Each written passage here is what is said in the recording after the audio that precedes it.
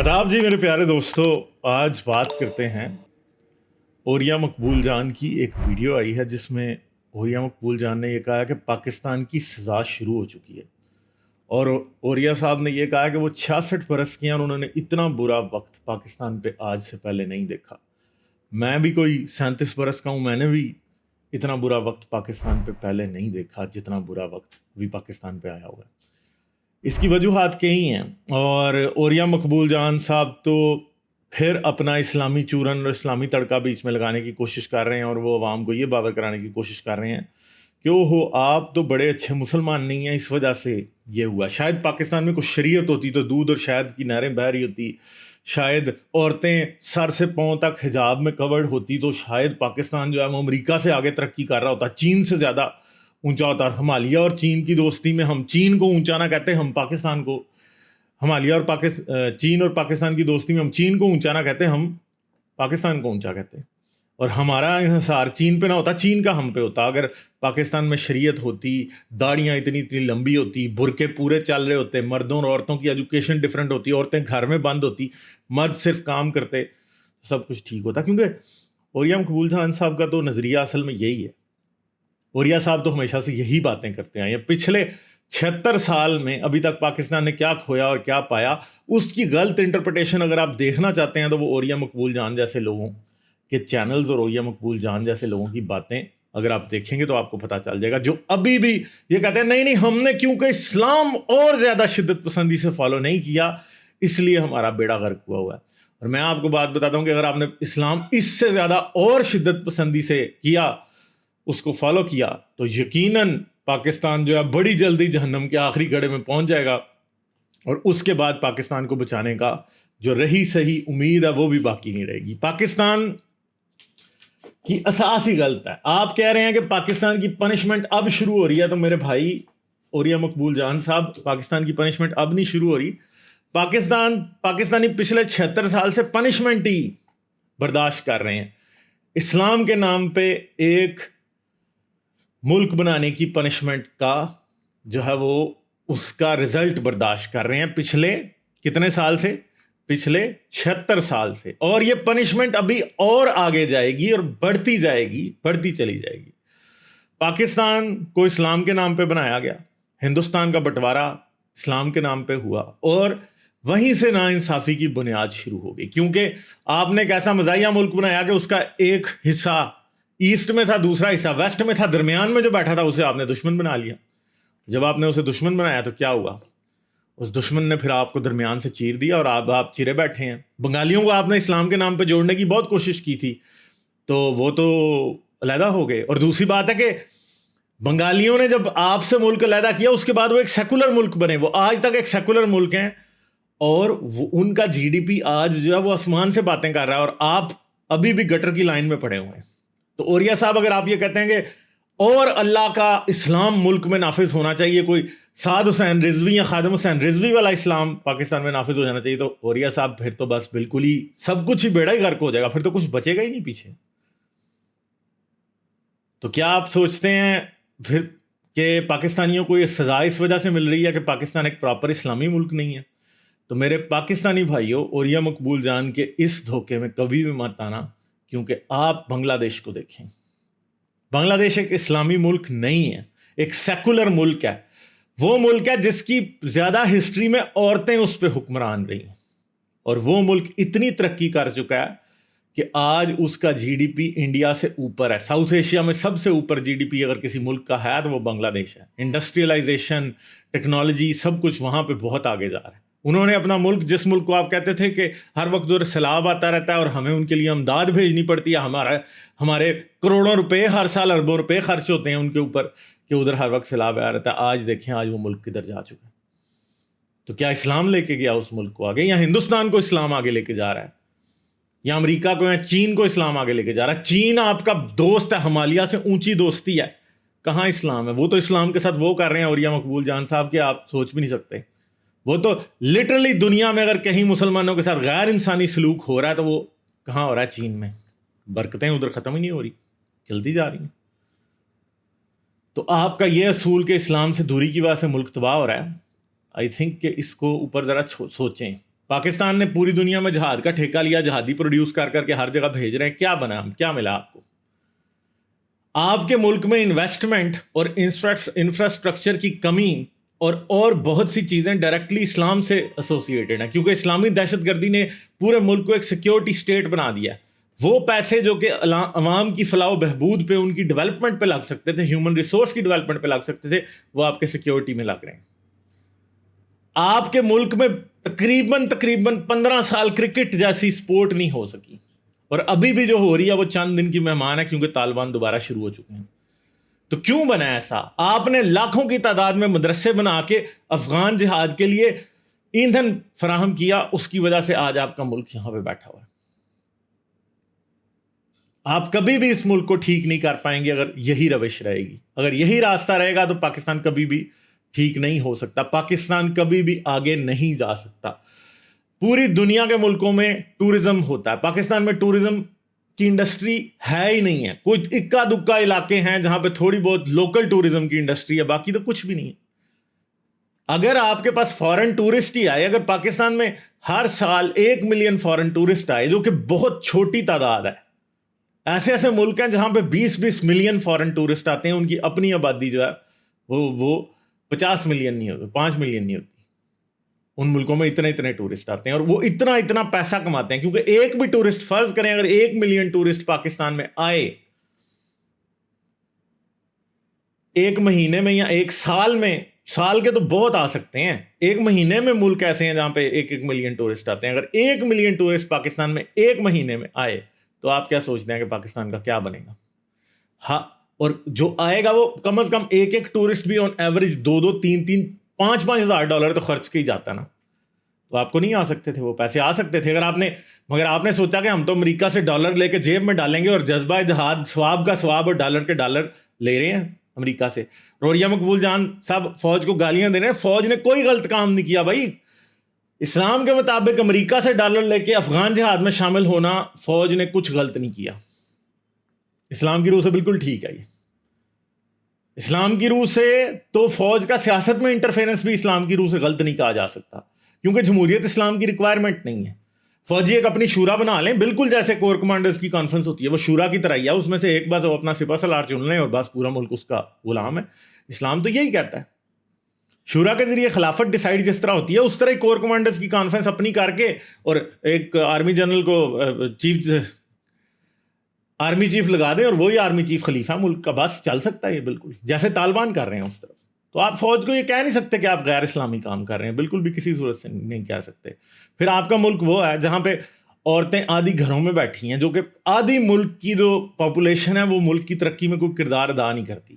شاید پاکستان کی عورتوں میں سے 5% بھی مشکل سے کام نہ کرتی ہوں, یا 10% بھی نہ کرتی ہوں. 5% ہی شاید بہت مشکل سے کہہ سکتا ہوں, 10% نہیں ہو سکتی جو کام کرتی ہوں. اور ان کے لیے نہ ورک پلیس سیف ہے, نہ ان کے حقوق ان کو پراپر ملتے ہیں. عورت مارچ نکال دیں سال میں ایک دن, تو اوریہ مقبول جیسے لوگوں کی جو ہے وہ پینٹ اتر جاتی ہے اور وہ رونا چیخنا چلانا شروع کر دیتے ہیں. بھائی پھر کیا ہوگا؟ اقلیتوں کو حقوق نہیں ملے, اقلیتیں اس ملک کی چھوڑ کے چلی گئی ہیں.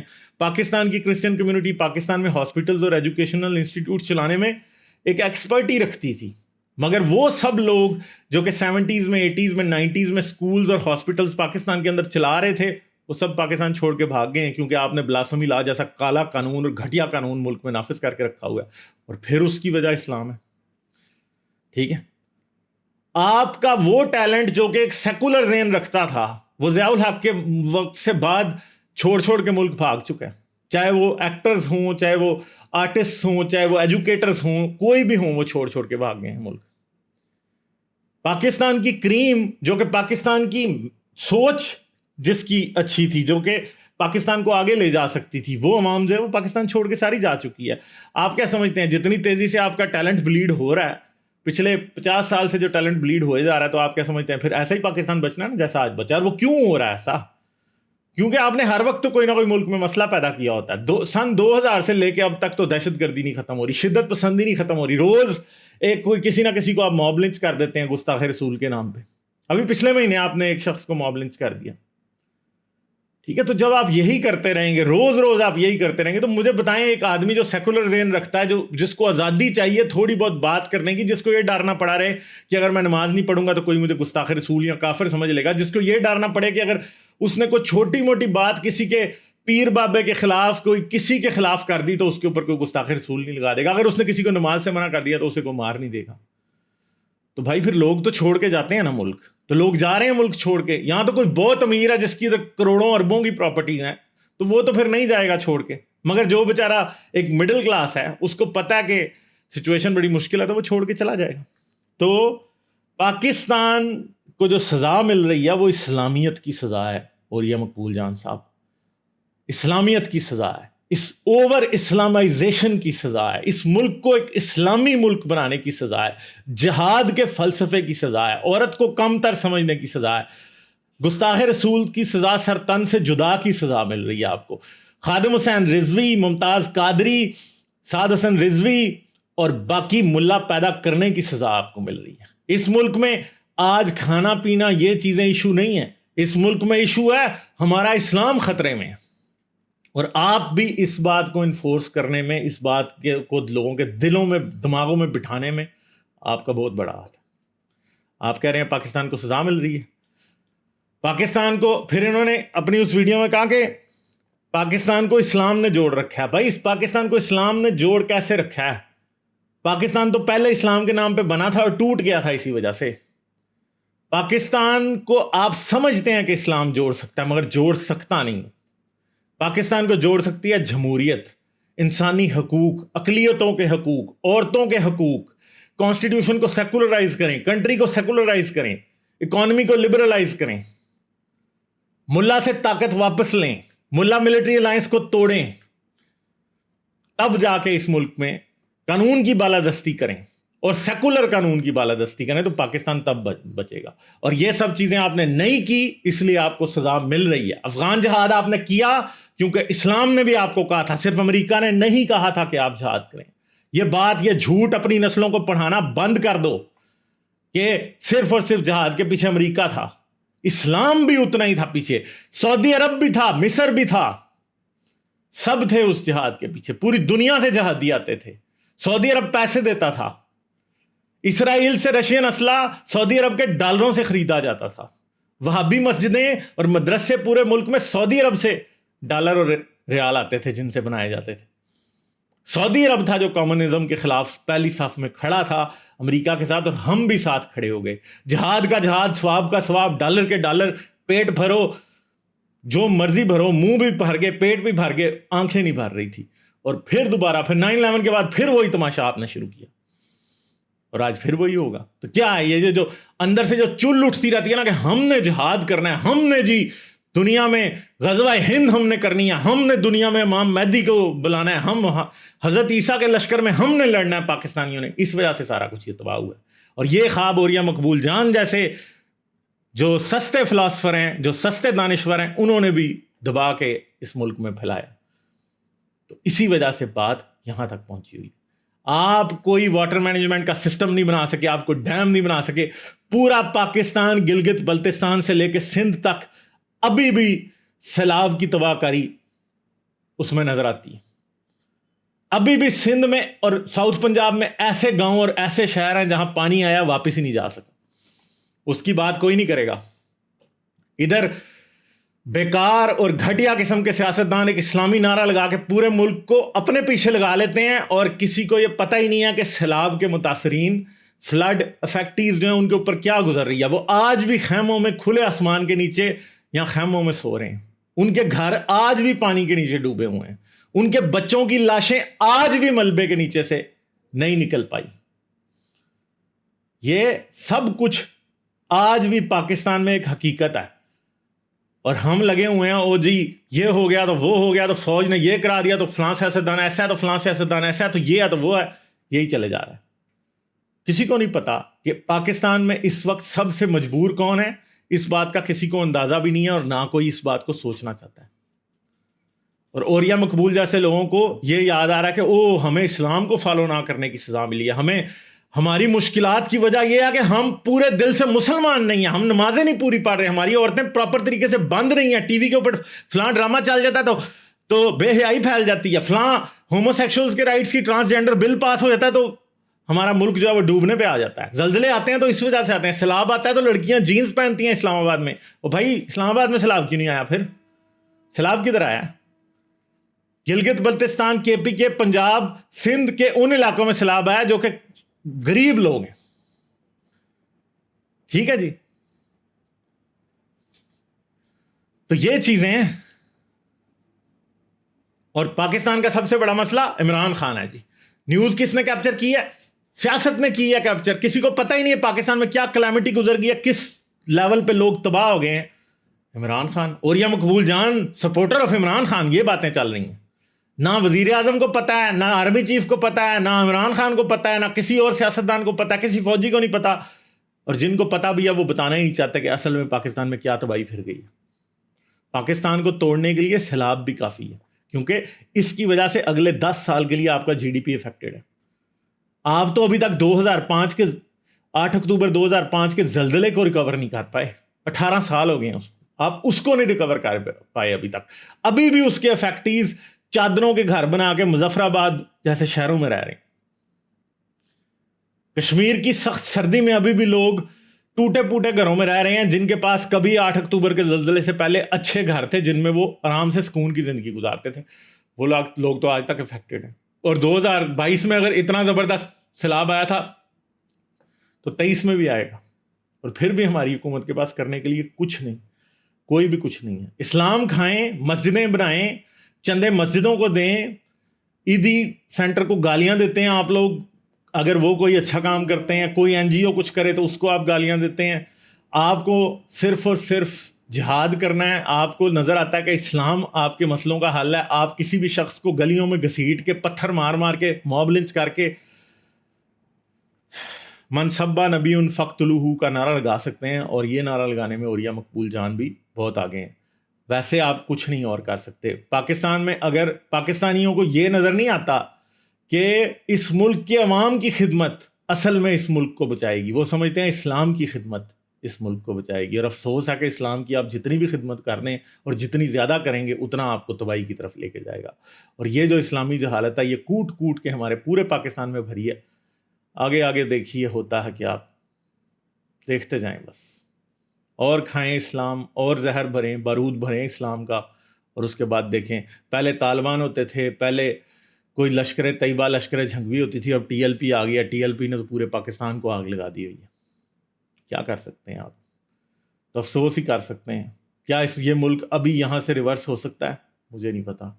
کیا یہ تباہی جسے اب اوریا مقبول کو بھی یہ نظر ضرور آ گیا کہ یہ ملک کو کے لوگوں کو اب سزا مل رہی ہے, مگر وہ آپ کو بات غلط بتا رہا ہے کہ سزا کس بات کی مل رہی ہے. یہ یاد رکھیے, اصل میں سزا اپنے آپ کو انسان سے پہلے مسلمان سمجھنے کی مل رہی ہے, اور پھر مسلمان بن کے ہر دوسرے کو کافر, منافق, زندیق, عورت, اقلیت, وہابی, قادیانی, فرقہ واریت, ان چیزوں کی مل رہی ہے. اور یہ سب چیزیں اسلامائزیشن اور اوور اسلامائزیشن سے جڑی ہوئی ہیں. تو امید ہے آپ کو یہ ویڈیو میں سے کوئی باتیں سمجھ آئی ہوں گی. ہو سکتا ہے آپ کو بہت سی باتیں بری لگی ہوں, ہو سکتا ہے کچھ اچھی بھی لگی ہوں, تو لائک کر دیجیے گا اگر اچھی لگیں. اس کے علاوہ اس چینل کو سبسکرائب کر لیں. آپ اس کے ساتھ ساتھ اس چینل کو پیٹریون پہ سپورٹ کر سکتے ہیں. پیٹریون کا لنک اس ویڈیو کی ڈسکرپشن اور اینڈ اسکرین میں موجود ہے. تو پھر ملوں گا آپ سے کسی اور ویڈیو میں. اپنا بہت سا خیال رکھیے گا. آداب. شیئر اور سبسکرائب کرنا مت بھولیں. اس کے ساتھ ساتھ آپ میرے چینل کو پیٹریون پر سپورٹ کر سکتے ہیں. پیٹریون کا لنک ویڈیو کی ڈسکرپشن میں ہے.